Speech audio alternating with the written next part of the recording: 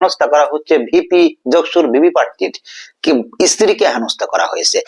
আমি আসলে দেখতে চাই, আপনাদের কারো যদি জানা থাকে প্লিজ কাইন্ডলি আপনাদের কাছে অনুরোধ করি আপনারা একটা অন্তত ভিডিও আমাকে আমার কমেন্ট সেকশনে দিবেন যে আসলে মানে কি ধরনের হেনস্থা করা হয়েছে, মানে কি আসলে বলা হয়েছে, মানে কি বলা হয়েছিল, কিভাবে হেনস্থা করা হয়েছিল, এই ব্যাপারটা আসলে আমরা দেখতে চাই। ওই চিল কান নিয়ে গেল ওই রকম আসলে আমরা দৌড়াদৌড়ি করতে চাই না, এটা আমরা আসলে দেখতে চাই। কারো যদি কারো কাছে থাকে এরকম ভিডিও প্লিজ আমাদেরকে জানাবেন যে সত্যি এরকম কোনো ঘটনা ঘটছে যে আসলেই সেখানে হেনস্থা করা হয়েছে। Number one.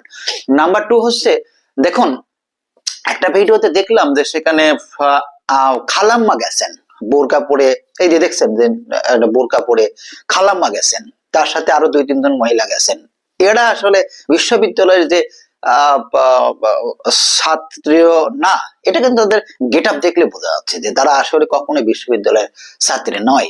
তো তাদেরকে জিজ্ঞাসা করা হলো, তারা বলতে পারে না, মানে আকাশে তাকাচ্ছে, কেউ বাতাসে তাকাচ্ছে, কেউ মোবাইলে তাকাচ্ছে, মানে মনে হচ্ছে যে ওরা কোথায় থেকে যেন আসছে, অন্য কোনো গ্রহ থেকে আসছে, তারা তাদের পরিচয় জানে না, তাদের আব্বার নাম কি, মার নাম কি, তার স্বামীর নাম কি, কিচ্ছু বলতে পারে না।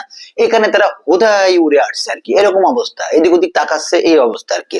পরবর্তীতে শোনা গেল তিনি হচ্ছে যে জামাতের যে মহিলা শাখা আছে সেই শাখার হচ্ছে তারা নেত্রী আর কি। আচ্ছা, নির্বাচন হচ্ছে একটা বিশ্ববিদ্যালয়ের ভিতরে একটা যশোর নির্বাচন, একটা নির্বাচন, সেখানে আপনার এই জামাতের মহিলা শাখার নেতৃত্বের আসলে কি সেখানে প্রয়োজন, সেটাও তো আমাদের জানা দরকার। ওনাদেরকে যেমন জিজ্ঞাসা করা হলো, ওনারা আকাশ থেকে বললেন, কেউ নক্ষত্র, কেউ গ্রহ, কেউ চাঁদের থেকে আসছেন এরকম মনে হলো। তো এইটা তো আমরা মানে চাই না, এই ধরনের হিসাব নিকাশ আমরা দেখতে চাই না, এটাও জাতি জানতে চাই। দেখুন এই সমস্ত ব্যাপারগুলিকে যখন আপনি জিজ্ঞাসা করবেন, যখন আপনি জানার চেষ্টা করবেন আপনি কেন আসছেন এখানে, আপনার কাজ কি, প্রয়োজন কি, যখন আপনি জিজ্ঞাসা করবেন তখন আপনাকে হেনস্থা করা